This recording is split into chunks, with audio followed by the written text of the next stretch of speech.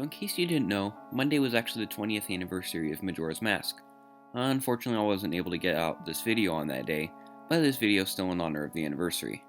Majora's Mask is by far the darkest Zelda game, with a lot of dark and depressing events within it. It is, however, really unique, has interesting characters, side quests, and much more. The world it is located in, Termina, is interesting, contains several unique locations, but more importantly, nobody knows where it is, or how to get there. People have speculated it's just another country by Hyrule, like Librina or Holodrum. Others say it could be an entirely different dimension, accessed when Link fell into the tree, which acted as a portal. And still others believe it could simply be a dream like a hole in an island. Well, I've got an entirely new idea for this.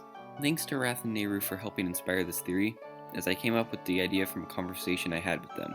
With that all said, let's start the video. At the beginning of Majora's Mask, we see Link wandering through the Lost Woods, looking for Navi. As he's riding, he gets knocked out by Skull Kid, who steals his ocarina. Link wakes up and tries to stop him, but Skull Kid is too agile and steals his horse. Link leaps and grabs onto Epona for as long as he can, but has to let go after a while and follows on foot the rest of the way. He charges into the woods on their path and into a massive tree, and not realizing it's hollow, falls through. This leads us to the start of the game. Now it seems clear, at least to me, that the tree acts as some form of portal, as we see a bunch of symbols as Link is falling. He then lands in the tree, where he is turned into a Deku Scrub by the Skull Kid. Skull Kid leaves his tail, leaving Tattle with Link, and the adventure begins. Now before I start the actual theory, I'd like to get some things out of the way. First off, I'd like to address the theory that Termina is a dream world. The main argument for this theory is that a lot of the characters and items are the same as in Ocarina of Time. However, in my opinion, that's simply just because the entire game was made in a year and they simply reused assets for ease, and didn't intend for the characters to be seen as the same from Ocarina. Similarly, some people think it's just another country altogether.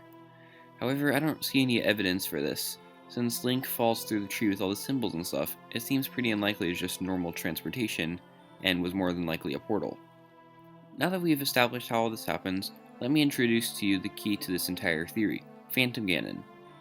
Phantom Ganon has made 3 appearances in The Legend of Zelda: Ocarina of Time, The Wind Waker, and Four Swords Adventures. In Ocarina of Time, you fight Phantom Ganon after completing the Forest Temple, and in The Wind Waker, as a mini-boss you fight during the Forsaken Fortress. In Four Swords Adventures, he is the boss of the Whereabouts of the Wind stage. However, for this theory, his appearance in Four Swords Adventures doesn't really matter. But why, I hear you asking, are you talking about Phantom Ganon, a character that isn't even in Majora's Mask? Because he's been there. Yeah, you heard me right, Phantom Ganon has been to Termina. If we look at his sword on the Wind Waker, the text on it actually translates to Zubora Gabora, the names of the blacksmiths from Majora's Mask. He didn't have his sword in Ocarina of Time, so obviously he got it somewhere between the 2 games. If we look at the timeline, we can see the 2 games are back to back. Now this is the key to finding Termina's location. After Link defeats Phantom Ganon in Ocarina of Time, Ganondorf states, "What a worthless creature that creation was.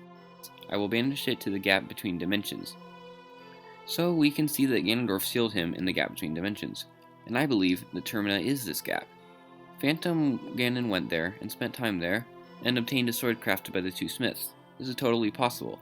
Since it was only in the child timeline that Link faced the Skull Kid in Termina, it would have still been intact and the smiths would have still been alive.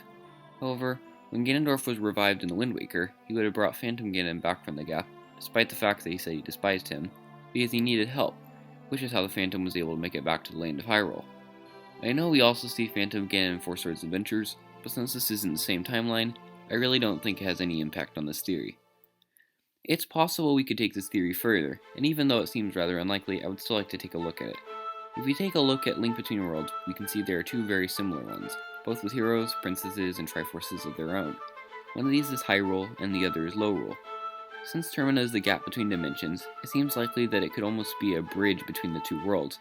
It takes some aspects of Hyrule, such as Death Mountain Gerudo Desert, and turns them even more dark and twisted, into Snowcat Mountain and Ikana Valley. Looking at Lorule, we can see that the inhabitants had a war over its Triforce, and it was decided that the best course of action was to destroy it. However, that turned out to be a bad idea, and Lorule began to crumble, which sets the basis for the story of A Link Between Worlds. Since Termina would be linked to both Hyrule and Lorule, as Lorule crumbled, so would Termina. It is also likely that Termina is inhabited by the descendants of those unlucky enough to fall into it from Hyrule's Lost Woods, just like Link did.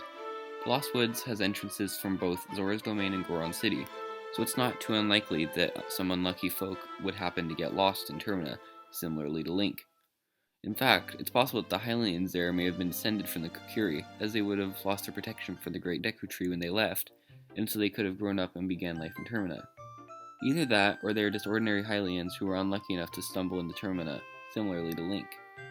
Now, the most popular Termina theory by far is that Termina was created by Majora, and well, I don't think this theory contradicts that one at all. In fact, it brings up another darker point. Now, the rest of this video is pretty speculative, but bear with me. If Ganondorf knew to seal his Phantom in Termina, then that means that he probably knew about Majora and the Happy Mask Salesman. If he had succeeded in taking over Hyrule, and he had taken Majora's Mask from the Happy Mask Salesman, there's no telling what he would have been able to do. He could have created so much terror with Majora's powers, as well as taking over Termina, and much more. Thank you so much for watching the whole video. I hope you enjoyed this spooky little theory of mine. I tried to get it out by Halloween, but unfortunately it was a couple days late. Tell me what you think in the comments. Is Termina in this gap between dimensions, or do you believe another theory about where it is? Anyways, if you liked this video, then be sure to like and subscribe so you don't miss any future videos of mine. Also, follow me on Instagram and Twitter as I post updates on my channel and videos on there. So I'm very aware that a demo for Age of Calamity has just been released, and while I played it and thoroughly enjoyed it, I'm going to save my videos on the game until the whole thing releases. It's also on my Thanksgiving break, so I'll probably have time to stream it as well. Alright, that's all I have time for today, so until next time, I've been Trevor's Truths, and I'm out.